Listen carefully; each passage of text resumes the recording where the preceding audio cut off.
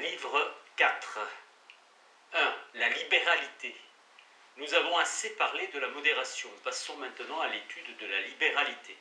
Cette vertu semble être la médiété dans les affaires d'argent, car l'homme libéral est l'objet de nos éloges, non pas dans les travaux de la guerre, ni dans le domaine où se distingue l'homme modéré, ni non plus dans les décisions de justice, mais dans le fait de donner et d'acquérir de l'argent, et plus spécialement dans le fait de donner.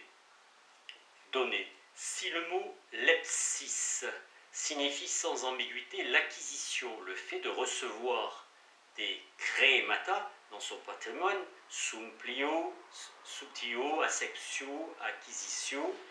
Par contre, le terme dosis, datio, est plus difficile à rendre. Ce n'est pas une donation à proprement parler, ni même une disposition à titre gratuit embrassant donation et legs. Aristote en effet distingue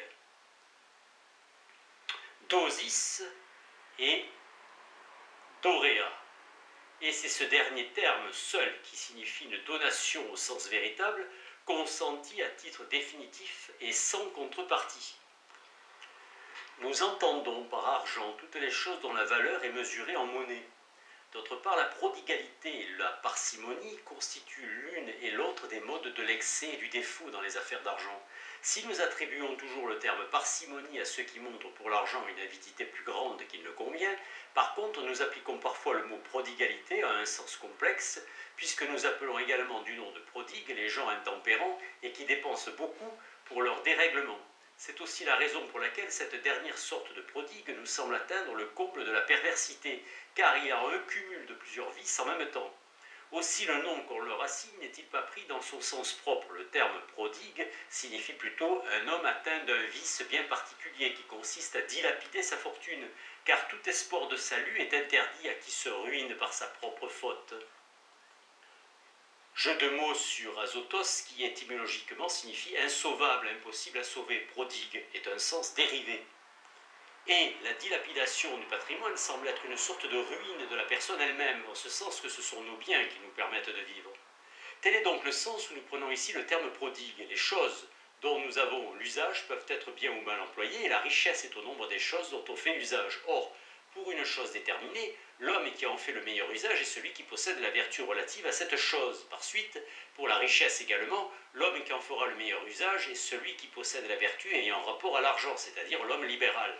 Mais l'usage de l'argent apparaît consister dans la dépense et dans le don, tandis que l'acquisition et la conservation intéressent de préférence la possession. C'est pourquoi ce qui caractérise l'homme libéral, c'est plutôt de disposer en faveur de ceux qu'il convient d'obliger que de recevoir d'une source licite et de ne pas recevoir d'une source illicite. La marque de la vertu, en effet, c'est plutôt de faire le bien que de le recevoir et d'accomplir les bonnes actions plutôt que de s'abstenir des honteuses. Et il est de toute évidence que faire le bien et accomplir de bonnes actions va de pair avec le fait de donner, et qu'au contraire, recevoir un bienfait ou s'abstenir d'actions honteuses va de pair avec le fait de prendre. Ajoutons que la gratitude s'adresse à celui qui donne et non à celui qui se borne à ne pas recevoir. Et l'éloge s'adresse aussi davantage au premier. Du reste, il est plus facile de ne pas prendre que de donner, car on se défait moins facilement de son propre bien qu'on ne s'abstienne de prendre ce qui appartient à un autre. Et ceux qui sont appelés libéraux sont ceux qui donnent. Ceux qui se contentent de ne pas prendre ne sont pas loués pour leur libéralité, mais plutôt pour leur sens de la justice. Et ceux qui reçoivent sont privés de tout éloge. Enfin, les hommes libéraux sont peut-être tous les gens vertueux, ceux qu'on aime le plus en raison des services qu'ils rendent, c'est-à-dire en ceux qu'ils donnent. 2. La libéralité suite. Les actions conformes à la vertu sont nobles et accomplies en vue du bien. L'homme libéral donnera donc en vue du bien, et il donnera d'une façon correcte, c'est-à-dire à ceux à qui il faut, dans la mesure et au moment convenable, et il obéira aux autres conditions d'une générosité droite. Et cela, il le fera avec plaisir, ou du moins sans peine, car l'acte vertueux est agréable, ou tout au moins sans souffrance. Mais n'est sûrement pas une chose pénible. Au contraire, celui qui donne à ceux à qui il ne faut pas, ou qui n'agit pas en vue d'un noble but, mais pour quelque autre motif, ne sera pas appelé libéral, mais recevra un autre nom. Pas davantage n'est libéral celui qui donne avec peine, car il semble aussi ainsi faire passer l'argent avant la bonne action, ce qui n'est pas la marque d'une nature libérale. L'homme libéral n'acquérera pas non plus un bien d'une source illicite, une pareille acquisition n'étant pas davantage le fait de quelqu'un qui ne fait aucun cas de l'argent. ne saurait être non plus un homme libéral celui qui est prompt à solliciter pour lui-même, car recevoir à la légère un bienfait n'est pas la marque d'un homme bienfaisant pour autrui. Mais d'autre part, l'homme libéral ne prendra qu'à des sources non suspectes provenant par exemple de ses propriétés personnelles, non pas parce qu'il est noble d'agir ainsi, mais par nécessité de façon à être en état de donner. Il ne négligera pas non plus son propre patrimoine, lui qui souhaite l'employer à secourir autrui. Il ne donnera pas au premier venu de façon à pouvoir se montrer généreux envers ceux à qui il faut donner au moment et au lieu où il est bon de donner. Mais il est hautement caractéristique d'un homme libéral de ne pas mesurer ses largesses, et par suite de ne laisser à lui-même qu'une moindre part, car ne pas regarder à ses propres intérêts est le fait d'une nature libérale. D'autre part, c'est d'après les ressources que la libéralité doit s'entendre. Le caractère libéral d'un don ne dépend pas en effet de son montant, mais de la façon de donner du donateur, et celle-ci est fonction de ses ressources. Rien n'empêche dès lors que celui qui donne moins ne soit cependant plus libéral si c'est à des moyens plus modestes qu'il a recours. Et on considère ordinairement comme étant plus libéraux ceux qui n'ont pas acquis par eux-mêmes leur fortune, mais l'ont reçue par héritage, car d'abord l'expérience ne leur a pas appris ce que c'est que le besoin, et en outre tous les hommes ont une préférence marquée pour les ouvrages dont ils sont les auteurs, comme on le voit par exemple des parents et des poètes. Mais il n'est pas facile à l'homme libéral d'être riche, puisqu'il n'est apte ni à prendre ni à conserver, et qu'au contraire il se montre large dans ses dépenses, et n'apprécie pas l'argent en lui-même, mais comme moyen de donner. Et c'est pourquoi le reproche que l'on adresse d'ordinaire au sort, c'est que ce sont les plus dignes de l'être qui sont le moins riches. Mais c'est là un fait qui n'a rien de surprenant, car il n'est pas possible d'avoir de l'argent si on ne se donne pas de peine pour l'acquérir, et c'est d'ailleurs ainsi pour tout le reste. Mais l'homme libéral ne sera pas du moins généreux envers ceux qu'il ne faut pas, ni en temps inopportun, et ainsi de suite, car agir ainsi ne serait plus être dans la ligne de la libéralité. Et après avoir dépensé son argent à cela, il ne pourrait plus le dépenser à bon escient. En fait, comme nous l'avons dit, est libéral celui qui dépense selon ses facultés, et pour les choses qu'il faut, tandis que celui qui transgresse ses règles est un prodigue. Cela explique que nous n'appelons pas les tyrans des prodigues, car il semble difficile que leurs largesses et leurs dépenses puissent jamais dépasser le montant de ce qu'ils possèdent. Si donc la libéralité est une médiété, en ce qui touche l'action de donner et d'acquérir de l'argent, l'homme libéral à la fois donnera et dépensera pour les choses qui conviennent, et dans la mesure qu'il faut, pareillement dans les petites choses, et dans les grandes, et tout cela avec plaisir. D'autre part, il ne prendra qu'à des sources licites et dans une mesure convenable.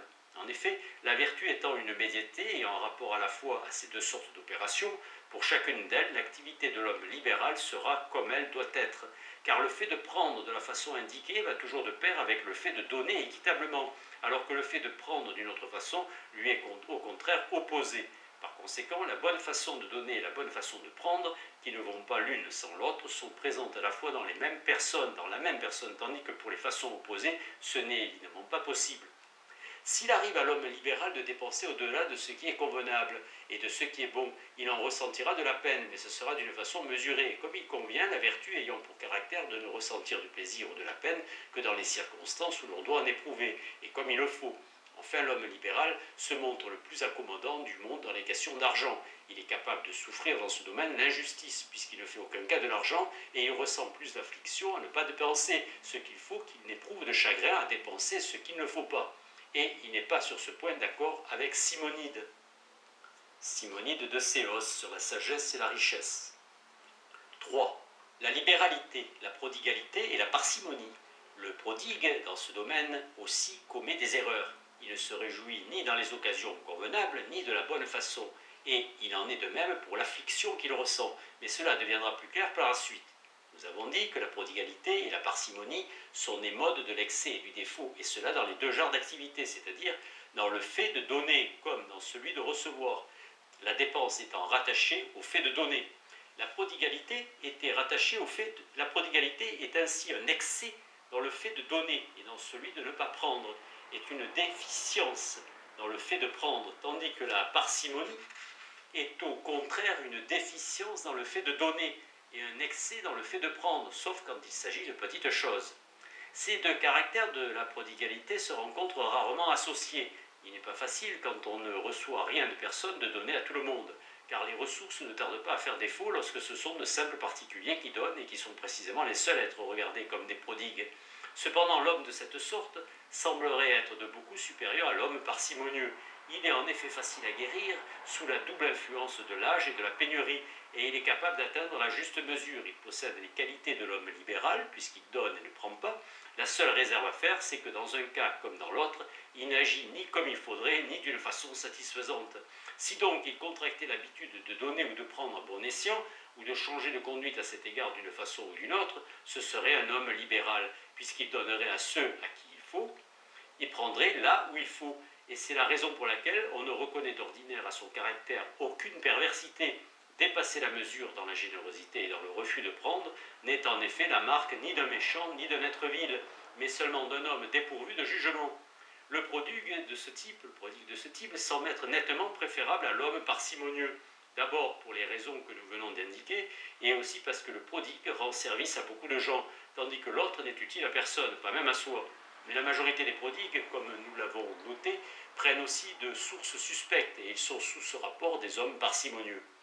Ce qui les rend fortement enclins à prendre, c'est qu'ils veulent dépenser, mais ne peuvent pas facilement le faire, parce que les ressources leur font rapidement défaut, et qu'ainsi ils sont obligés, pour s'en procurer de nouvelles, de s'adresser à d'autres sources.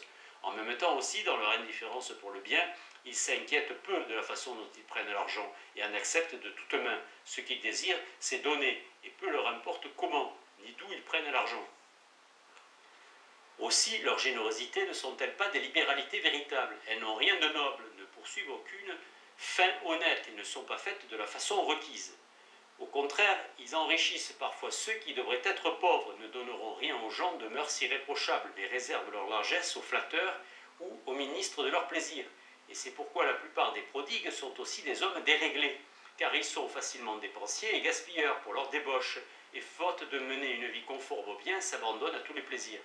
Voilà donc vers quoi se tourne le prodigue quand il est laissé sans conducteur, alors que trouvant quelqu'un pour s'intéresser à lui, il pourrait atteindre le juste milieu et le point convenable dans ses générosités. La parcimonie, au contraire, est un vice incurable, car c'est la vieillesse ou une autre impuissance quelconque qui semble bien rendre les hommes parcimonieux. Elle est d'ailleurs enracinée dans l'humaine nature plus profondément que la prodigalité, car la plupart des gens sont cupides plutôt que généreux. Ce vice prend une grande extension et revêt de multiples aspects, car c'est de nombreuses façons que la parcimonie se fait jour. Consistant en effet en deux éléments, le défaut dans le fait de donner et l'excès dans le fait de prendre. Elle ne se rencontre pas toujours à l'état complet. Et ces deux éléments existent parfois séparément. Certains hommes dépassent la mesure dans l'acquisition de la richesse, et d'autres péchant par défaut dans ce qu'ils donnent. Les uns en effet gratifiés de surnoms tels que avare, fesse Mathieu, ladre, manquent toutes de facilité pour donner, mais ne convoitent pas le bien des autres et ne désirent pas s'en emparer, soit par une sorte d'honnêteté et de timidité à commettre des actions honteuses, puisque certains semblent conserver jalousement leur argent.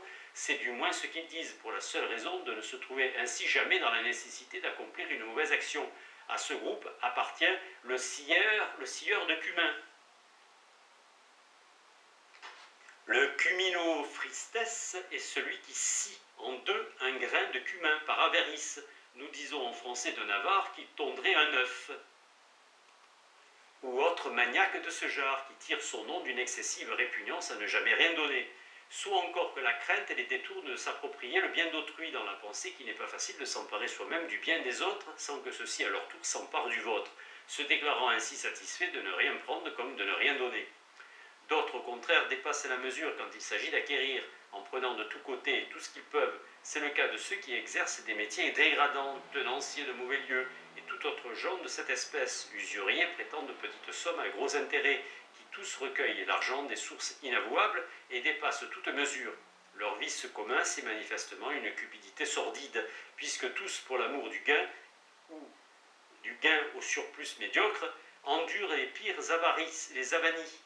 Ceux, en effet, qui réalisent des gains sur une grande échelle, sans se soucier de leur provenance ni de leur nature, par exemple les tyrans qui saccagent les villes et dépouillent les temples, nous ne les nommons pas des hommes parcimonieux, mais plutôt des hommes pervers ou impies ou injustes. Cependant, le joueur, le pillard et le brigand rentrent dans la classe des parcimonieux par leur sordide amour du gain, car c'est en vue du gain que les uns comme les autres déploient leur habileté et endurent les pires hontes. Les voleurs s'exposent au plus grand danger dans les sports du butin, les joueurs réalisant des gains au détriment de leurs amis, par lesquels ils devraient plutôt se montrer généreux. Ainsi, les uns et les autres, en voulant réaliser des gains d'origine inavouable, sont poussés par un sordide amour du profit. Et dès lors, toutes ces différentes façons de prendre sont de la parcimonie. C'est donc à bon droit que la parcimonie est appelée le contraire de la libéralité, car en même temps qu'elle constitue un plus grand mal que la prodigalité, on est sujet à commettre plus d'erreurs en ce sens-là que dans le sens de la prodigalité telle que nous l'avons décrite. 4. La magnificence. Nous avons suffisamment parlé de la libéralité et des vices qui lui sont opposés. On pensera qu'après cela doit venir la discussion sur la magnificence, laquelle est, semble-t-il bien, elle aussi une vertu ayant rapport à l'argent. Mais à la différence de la libéralité, elle ne s'étend pas à toutes les actions ayant l'argent pour objet, mais seulement à celles qui concernent la dépense. Et dans ce domaine, elle surpasse la libéralité en grandeur.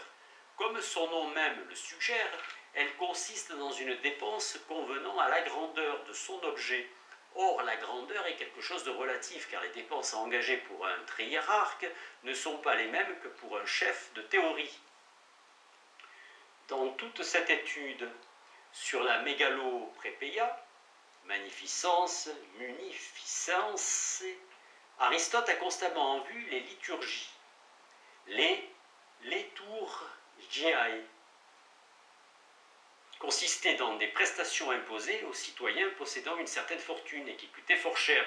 Il y avait la triérarchie ou équipement d'une flotte, la futarchie ou équipement d'un corps de cavalerie, la chorégie ou équipement d'un chœur avec ses chorèges et ses choréoutes. Le convenable en matière de dépenses est donc relatif à l'agent, aux circonstances et à l'objet. Mais l'homme qui, dans les petites choses ou dans les moyennes, dépense selon qu'elle le mérite, n'est pas ce qu'on nomme un homme magnifique, tel celui qui dit souvent « j'ai donné au vagabond », mais c'est seulement celui qui agit ainsi dans les grandes choses, car bien que l'homme magnifique soit un homme libéral, l'homme libéral n'est pas pour autant un homme magnifique. Dans une disposition de ce genre, la déficience s'appelle mesquinerie, et l'excès vulgarité, manque de goût, et autres dénominations analogues. Ce dernier vice constitue un excès, non pas en ce qu'on dépense largement pour des objets qui en valent la peine, mais en ce qu'on dégage les dépenses de pure ostentation dans des occasions et d'une façon également inopportune. Nous parlerons plus loin de ces vices. Là, magnifique est une sorte de connaisseur. Le magnifique est une sorte de connaisseur, car il a la capacité de discerner ce qu'il sied de faire et de dépenser sur une grande échelle avec goût. Nous l'avons dit en effet au début, la disposition du caractère se définit par ses activités et par ses objets. Or, les dépenses du magnifique sont à la fois considérables et répondent à ce qu'il est séant d'accomplir. Tels sont par suite également les caractères des œuvres réalisées, car ainsi il y aura dépenses considérables et en pleine convenance avec l'œuvre accomplie. Par conséquent, comme le résultat doit répondre dignement à la dépense, ainsi aussi la dépense doit être proportionnée au résultat, ou même lui être supérieure. En outre, l'homme magnifique, en dépensant de pareilles sommes, aura le bien pour fin, ce qui est un caractère commun à toutes les vertus. Et il le fera aussi avec joie et avec profusion, car se montrer pointilleux dans les comptes est le fait d'une nature mesquine, et il examinera la façon d'obtenir le plus beau résultat et le plus hautement convenable, plutôt que de s'inquiéter du prix et du moyen de payer le moins possible. Le magnifique sera donc aussi nécessairement un homme libéral, car l'homme libéral également dépensera ce qu'il faut et comme il faut. Et c'est dans l'observation de cette double règle que ce qu'il y a de grand dans l'homme magnifique, en d'autres termes sa grandeur, se révèle, puisque c'est là ce qu'il y a de commun avec l'exercice de la libéralité. Et d'une égale dépense, il tirera un résultat plus magnifique. En effet, la même excellence n'est pas attachée à une chose qu'on possède et à une œuvre qu'on réalise. En matière de possession, c'est ce qui a à la plus grande valeur marchande, comprise le plus l'or par exemple, tandis que s'il s'agit d'une œuvre, la plus estimée est celle qui est grande et belle, car la contemplation d'une œuvre de ce genre soulève l'admiration du spectateur, et le fait de causer l'admiration appartient précisément à l'œuvre magnifique réalisée, et l'œuvre à son excellence, c'est-à-dire sa magnificence dans sa grandeur.